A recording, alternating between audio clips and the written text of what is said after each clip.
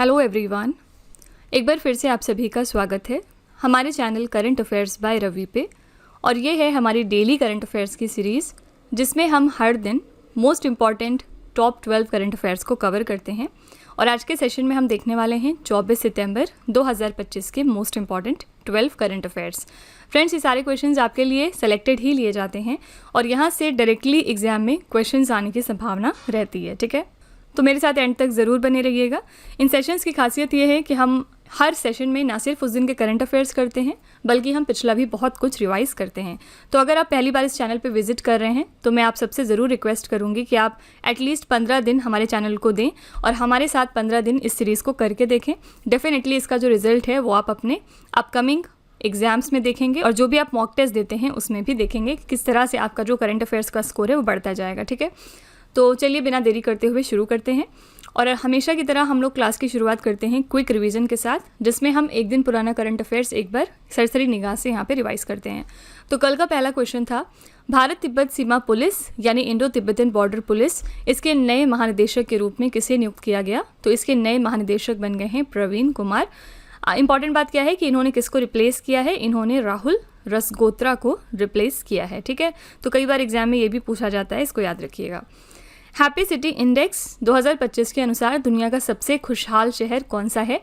तो सबसे खुशहाल शहर साबित हुआ है कोपेनहेगन, जो कि डेनमार्क का एक शहर है। और टॉप 3 खुशहाल शहर कौन कौन से रहे 2025 के लिए? पहले पोजीशन पे था कोपेनहेगन, दूसरे पे था ज्यूरिख स्विट्जरलैंड का और तीसरे पे था यहाँ पे सिंगापुर। ठीक है, और हैप्पी सिटी इंडेक्स को कौन रिलीज करता है? तो institute for quality of life. ठीक है, किस राज्य सरकार ने कला, विज्ञान और वाणिज्य संकायों के बेरोजगार स्नातकों के लिए निश्चय स्वयं सहायता भत्ता योजना शुरू करी है? तो ये स्टेट है बिहार। बिहार ने इस स्कीम की शुरुआत करी है।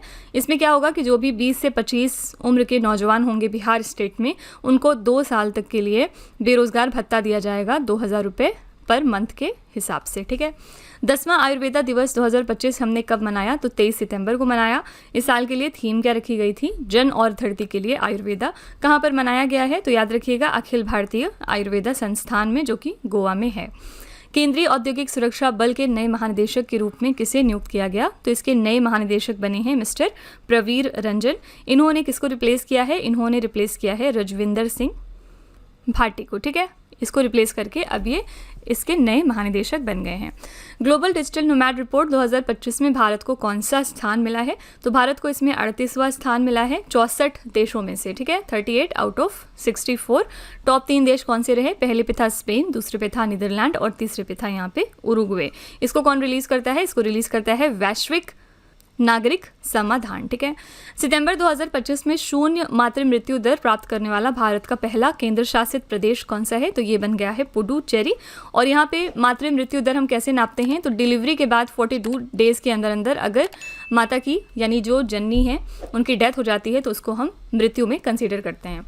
भारतीय बीमा नियामक और विकास प्राधिकरण ने भारत में बीमा सेवाओं को डिजिटल और सरल बनाने के लिए कौन सा पोर्टल लॉन्च किया? इस पोर्टल का नाम है बीमा सुगम।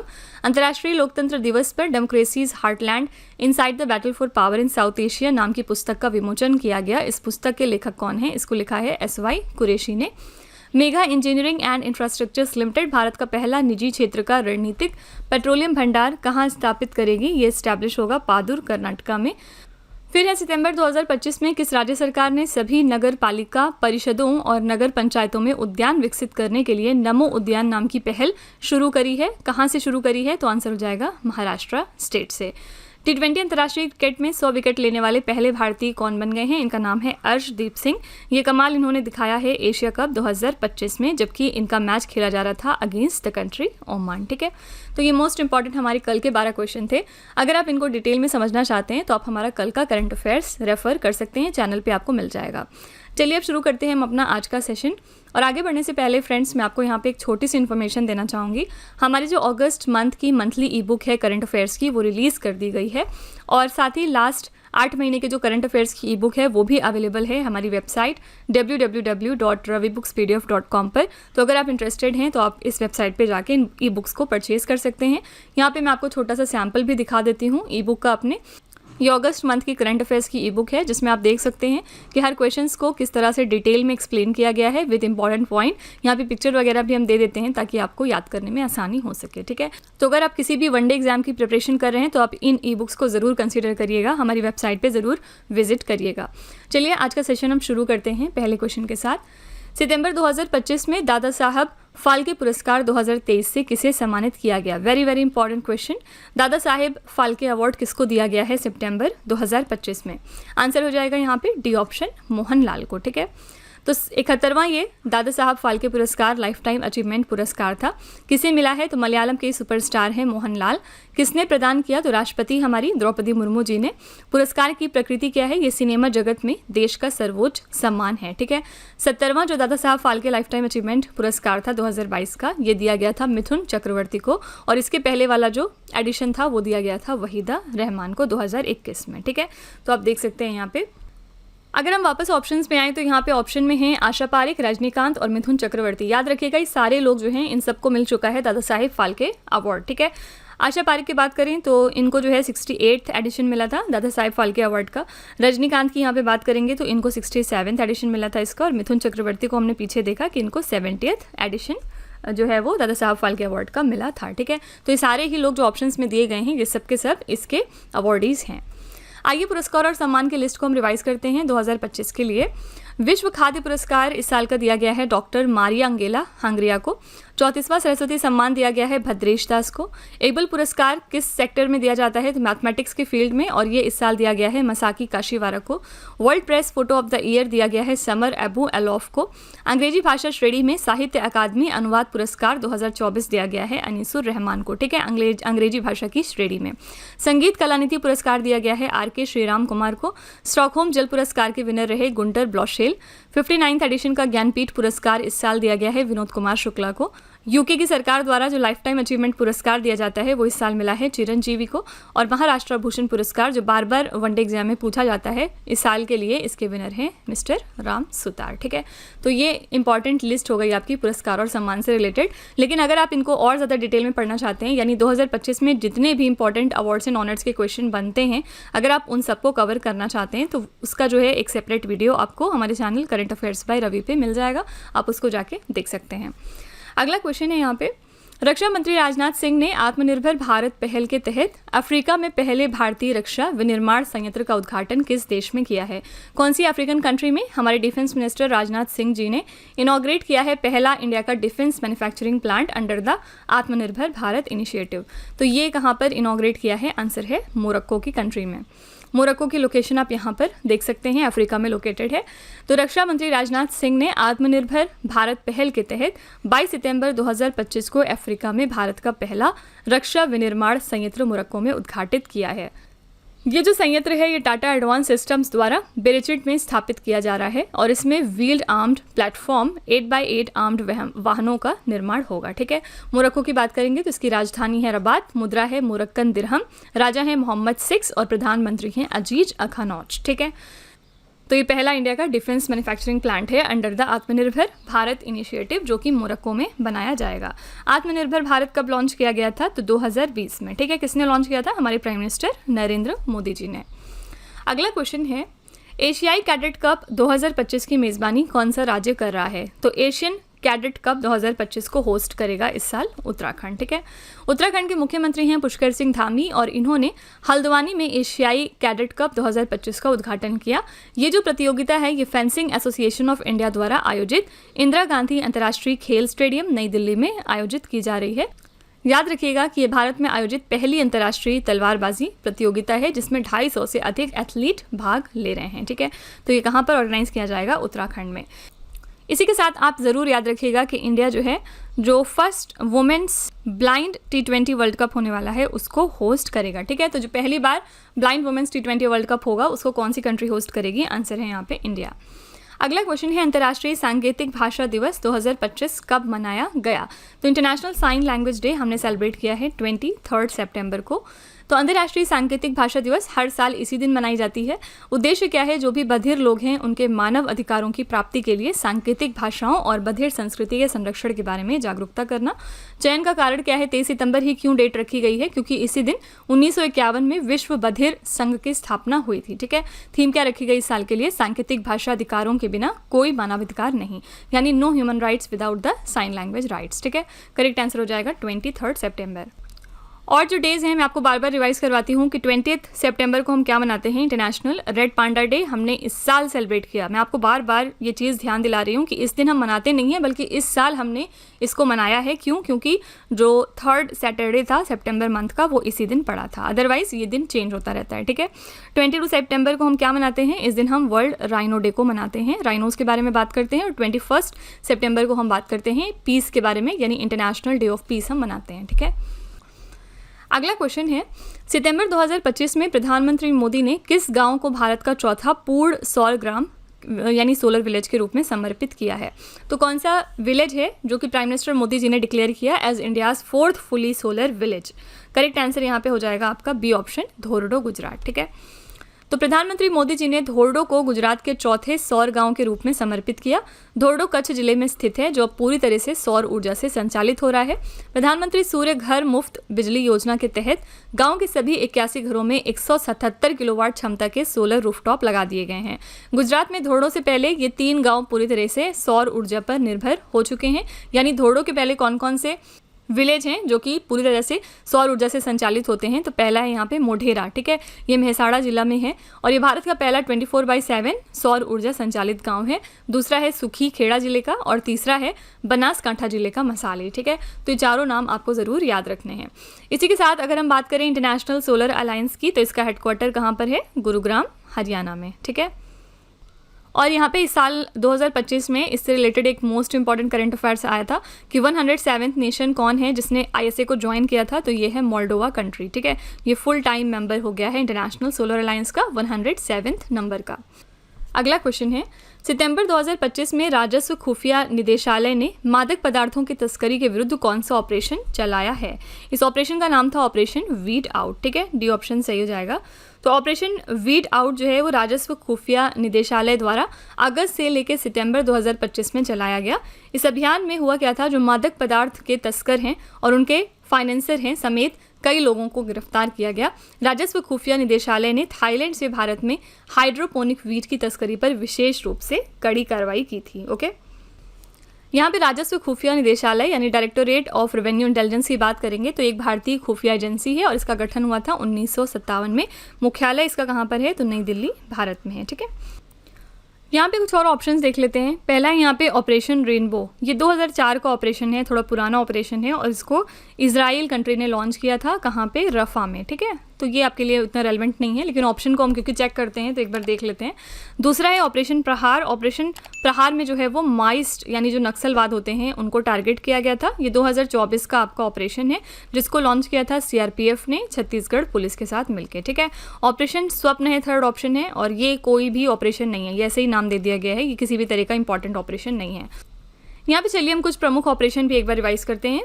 पहला है, किस ऑपरेशन के तहत भारत ने पाकिस्तान के आतंकवादी ठिकानों पर हमला किया था? इसका नाम था ऑपरेशन सिंदूर। जो पहलगाम अटैक हुआ था उसके बाद इंडिया ने ऑपरेशन सिंदूर को लॉन्च किया था। भूकंप से तबाही के बीच म्यांमार की मदद के लिए भारत ने किस ऑपरेशन को शुरू किया है? तो आंसर है ब्रह्मा। ठीक है, कई बार एग्जाम में पूछा जाता है कि जो ऑपरेशन ब्रह्मा है वो किस कंट्री की हेल्प के लिए हमने लॉन्च किया? तो म्यांमार कंट्री की मदद के लिए। नक्सलियों का उन्मूलन करने और माओवादी राजनीतिक विचारधारा को खत्म करने के लिए केंद्र सरकार ने किस ऑपरेशन को शुरू किया था? इसका नाम है ऑपरेशन कगार। भारत सरकार द्वारा युद्धग्रस्त यूक्रेन में फंसे भारतीय नागरिकों और छात्रों को भारत लाने के लिए कौन सा ऑपरेशन चलाया गया था? तो ऑपरेशन गंगा। ठीक है, क्योंकि यूक्रेन और रशिया की वॉर चल रही थी, इस वजह से जो यूक्रेन में इंडिया की तरफ से लोग फंसे हुए थे उनको वापस सेफली इंडिया लाने के लिए इंडियन गवर्नमेंट ने ऑपरेशन गंगा को लॉन्च किया था। इजराइल और हमास के बीच जारी भीषण जंग के बीच भारत ने नागरिकों की सुरक्षित वतन वापसी के लिए किस अभियान की शुरुआत की थी? तो इसका नाम था ऑपरेशन अजय। तुर्की और सीरिया में आई विनाशकारी भूकंप से पीड़ित लोगों की सहायता के लिए भारत ने किस मिशन को शुरू किया? तो इसके लिए ऑपरेशन दोस्त को लॉन्च किया था। और लास्ट है, भारतीय सरकार ने हैती से भारतीयों को बचाने के लिए किस ऑपरेशन को शुरू किया? तो ऑपरेशन इंद्रावती। ठीक है, ये आपके मोस्ट इंपॉर्टेंट ऑपरेशंस हैं 2025 के, आप इनका स्क्रीनशॉट ज़रूर ले लीजिएगा या फिर आप कहीं पर लिख भी सकते हैं। यहाँ से एग्जाम में क्वेश्चन ज़रूर पूछा जाएगा।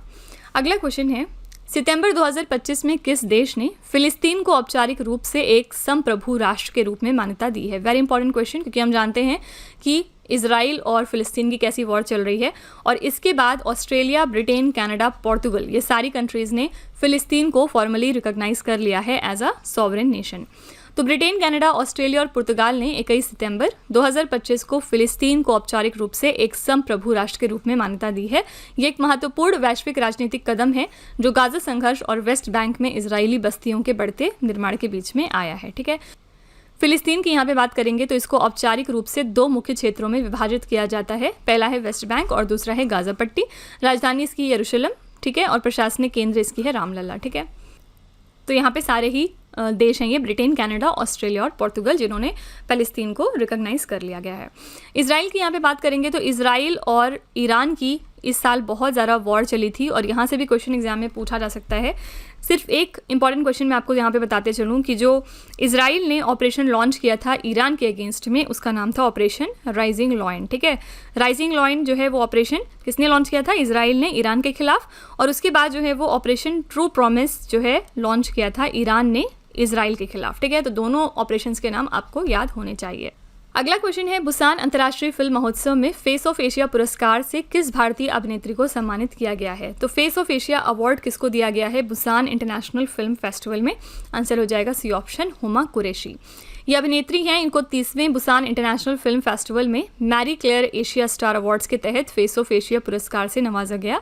फेस ऑफ एशिया पुरस्कार हाई प्रोफाइल एशियाई कलाकारों और हस्तियों को दिया जाता है। 30वां बुसान अंतर्राष्ट्रीय फिल्म महोत्सव 17 सितंबर से लेकर 26 सितंबर तक दक्षिण कोरिया के बुसान शहर में आयोजित किया जा रहा है। ठीक है, तो यहाँ पे आंसर है अभिनेत्री हुमा कुरैशी। ऑप्शन में दीपिका पादुकोण भी हैं, ये इस साल क्यों न्यूज़ में आई थी? क्योंकि ये बन गई हैं पहली इंडियन जिनको कि ऑनर किया गया था स्टार से, कहाँ पे? हॉलीवुड वॉक ऑफ फेम में। ठीक है, ये क्वेश्चन हमने अवार्ड्स एंड ऑनर्स में बहुत बार किया था कि हॉलीवुड वॉक ऑफ फेम में स्टार से सम्मानित होने वाली पहली अभिनेत्री इंडिया की तरफ से कौन है? ये हैं दीपिका पादुकोण। अगला क्वेश्चन है, सितंबर 2025 में प्रधानमंत्री मोदी जी ने दुनिया की सबसे बड़ी आबादी वाले देश भारत को आत्मनिर्भर बनाने के लिए समुद्र से समृद्धि कार्यक्रम को कहाँ संबोधित किया है? तो समुद्र से समृद्धि जो प्रोग्राम है इसका संबोधन कहाँ पर हुआ है? आंसर है भावनगर, गुजरात। ठीक है, गुजरात के भावनगर शहर में प्रधानमंत्री मोदी ने सितंबर 2025 को गुजरात के भावनगर में समुद्र से समृद्धि कार्यक्रम का आयोजन किया, जिसका उद्देश्य था भारत को आत्मनिर्भर और समुद्री शक्ति के रूप में विकसित करना। इस कार्यक्रम के तहत 34,200 करोड़ रुपए से अधिक की परियोजनाओं का उद्घाटन और शिलान्यास किया गया, जो समुद्री क्षेत्र में आधुनिक विकास, बंदरगाह उन्नयन, जहाज निर्माण और हरित ऊर्जा को बढ़ावा देने के लिए हैं। ठीक है, तो इसका संबोधन कहाँ पर हुआ है? आंसर हो जाएगा गुजरात के भावनगर में। अगला क्वेश्चन है, सितंबर 2025 में न्यायमूर्ति पवन कुमार बजंथरी को किस उच्च न्यायालय के पहले दलित मुख्य न्यायाधीश के रूप में नियुक्त कर लिया गया है? तो जस्टिस पवन कुमार बजंथरी जो हैं ये अपॉइंट हुए हैं as the first Dalit chief justice of the Patna high court. ठीक है, पटना उच्च न्यायालय के ये पहले दलित चीफ जस्टिस बन गए हैं। राष्ट्रपति द्रौपदी मुर्मू ने 20 सितंबर 2025 को न्यायमूर्ति पवन कुमार भीमप्पा बजंथरी को पटना उच्च न्यायालय का मुख्य न्यायाधीश नियुक्त कर दिया है। न्यायमूर्ति पवन कुमार भीमप्पा बजंथरी पटना उच्च न्यायालय के 46वें नंबर के मुख्य न्यायाधीश बन गए हैं। ये नियुक्ति भारत के संविधान के अनुच्छेद 217 के तहत की गई है।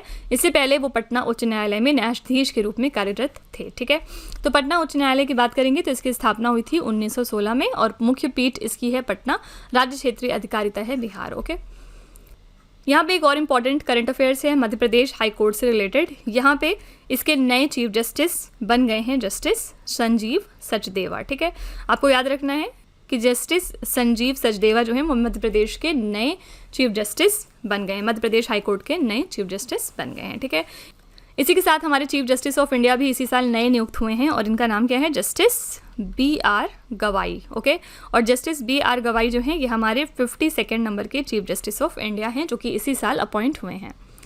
अगला क्वेश्चन है, सितंबर 2025 में सिपाही को ड्रोन उपयोग सिखाने के लिए हाथ में बाज यानी ईगल इन द आर्म पहल किसने शुरू करी है? इसकी शुरुआत करी है भारतीय सेना ने।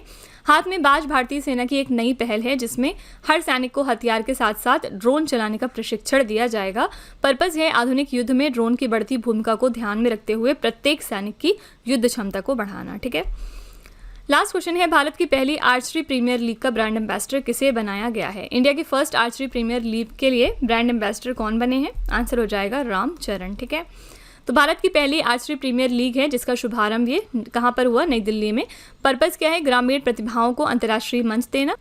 केंद्रीय मंत्री अर्जुन मुंडा ने लीग की शुरुआत करी, जिसमें दीपिका कुमारी, अतनु दास और अंकिता भक्कड़ जैसे तीरंदाज भाग ले रहे हैं।